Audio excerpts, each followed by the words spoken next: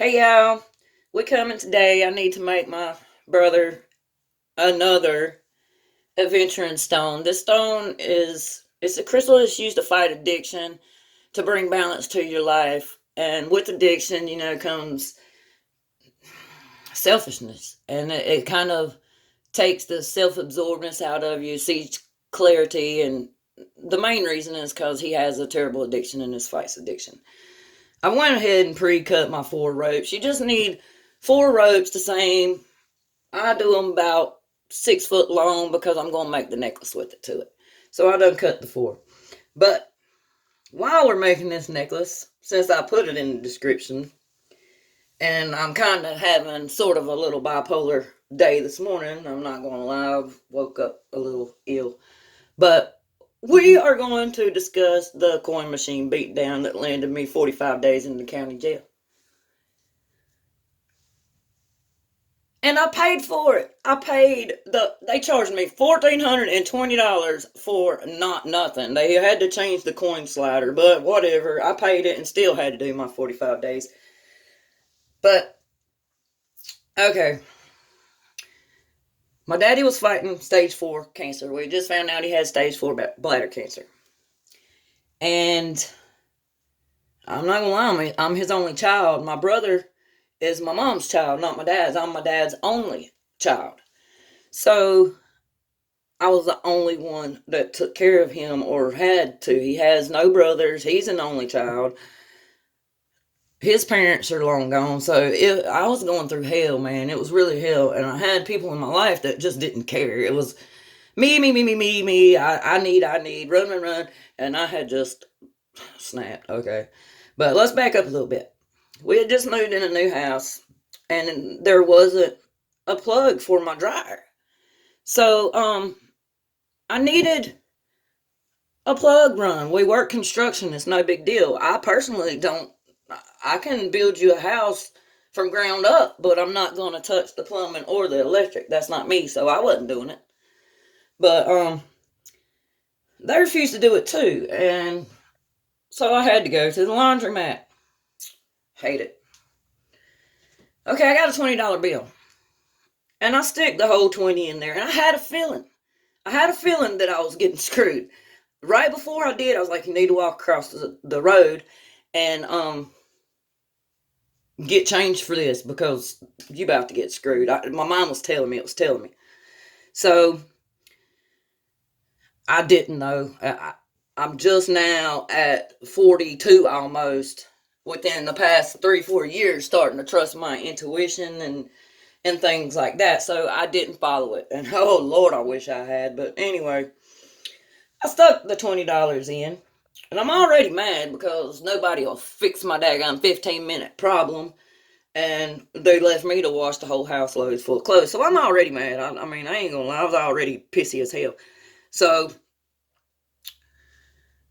I stick my $20 in there.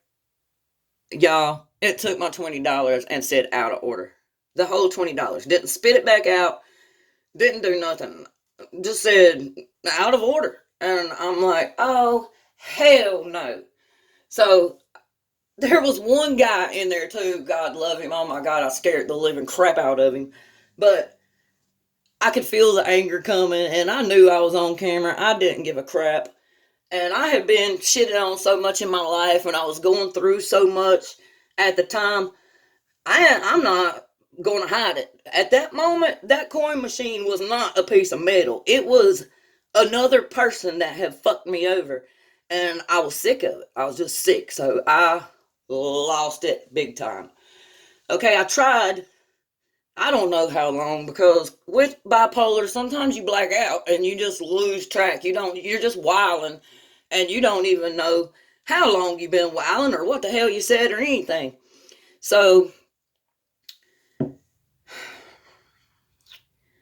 I do remember before blacking out, I'm beating the crap out of this darn coin machine, y'all. This coin machine stands eye to me. It's a big, tall, old one.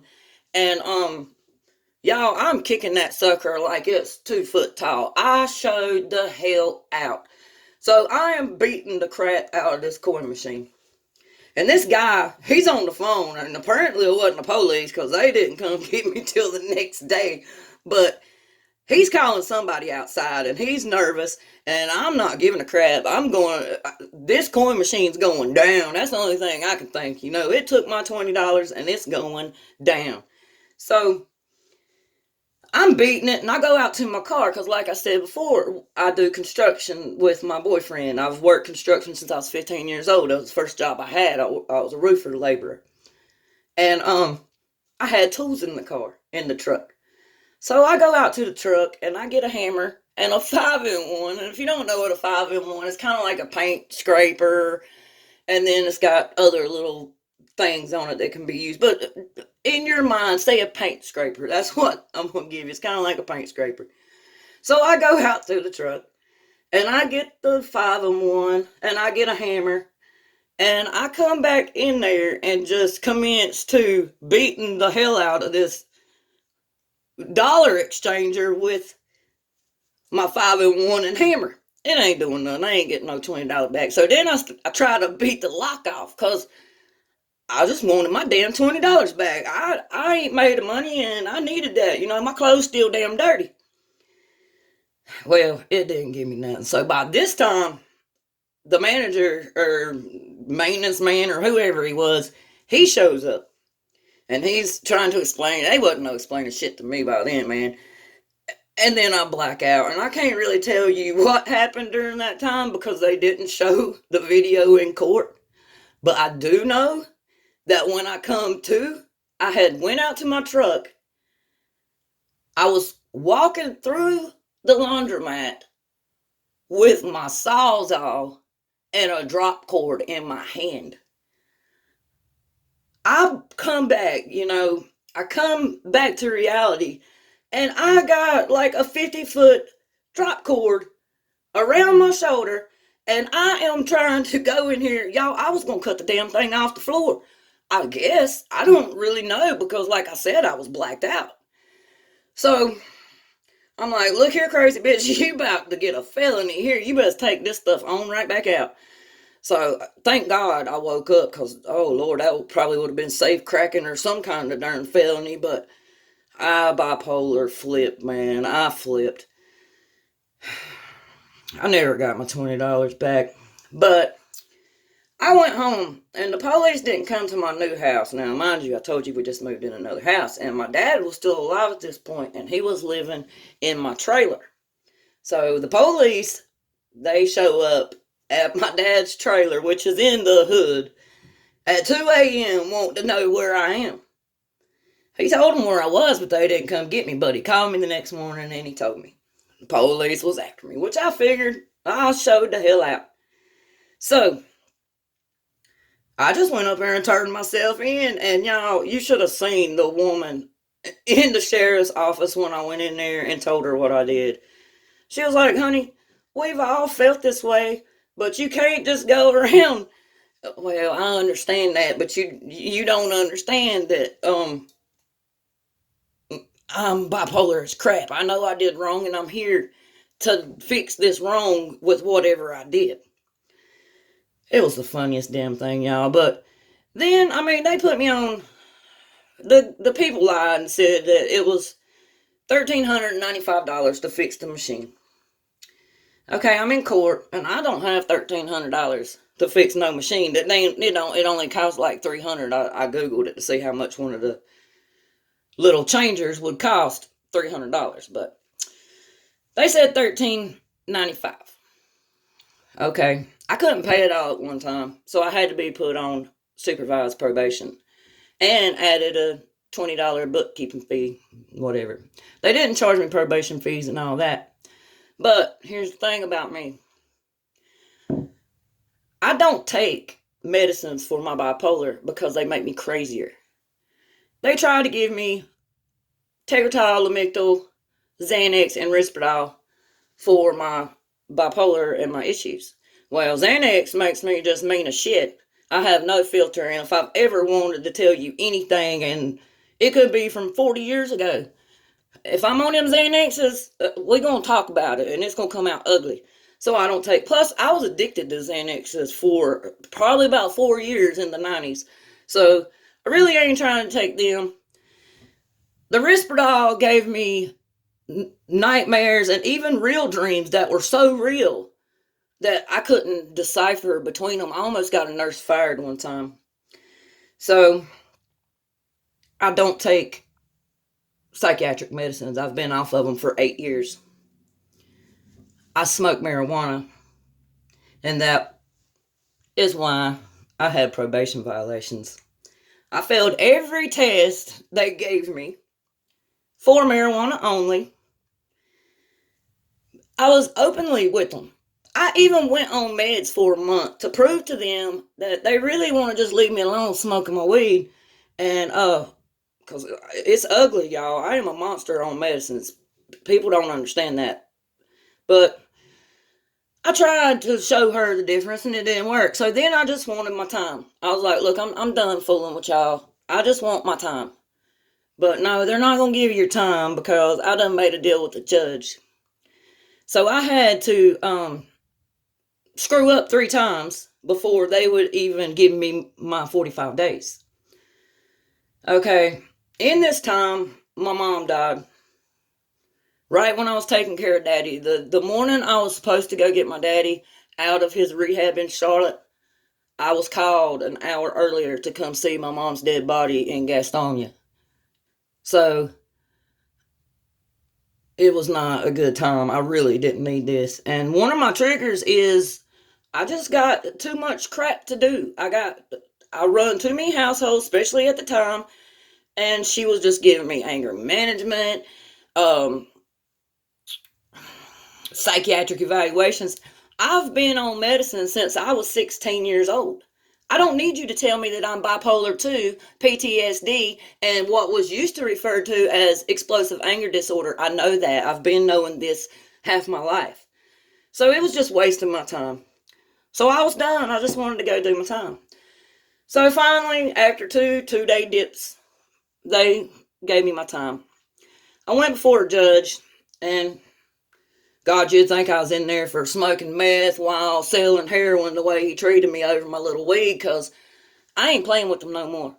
I stood straight up in court and told them I'm never going to stop smoking weed. It's the only thing that keeps me and the public around me safe, and I'm sorry I'm taking a stand, so can I please have my 45 days? Well, he was pissed, boy. You don't tell a judge that. Honesty is not the best policy, especially in Gaston County. They they ain't trying to hear that. They ain't gonna work with you. They don't care. They'll let a meth head go 6 minutes after being booked into jail, but say you a pothead and your ass is made an example over. So I went and done my time. It's over with. I'm not on probation, and you must rest assured. Never again will I accept their little supervised probation. I am literally the most boring person. I mean, I'm a hothead, and I guess if you're beating the hell out of them coin machines at the laundromat, you're not really. But anyway, I'm kind of boring and can't make it on supervised probation because I smoke weed.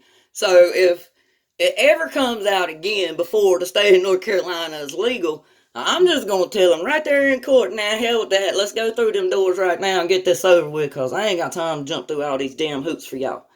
Now, I want to talk about the fact that they didn't want to hear it either. They wasn't proud that I quit smoking crack.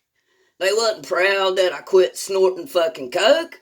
Wasn't proud that I quit doing Xanaxes, they're trying to give them to me. They're not proud of any of that. I am a pothead, wasn't even caught in possession, but I still must be made an example. So, I paid a total of $1,420 for the damn beating up a coin machine that took my money. It was not pretty, but it is the truth. So, I guess the moral of the story here is just leave a note with your number and wait and see if they'll give it back to you. And if they don't, then just take the police down there to get your stuff, because trust me, it's not worth it. I met some great, great people there.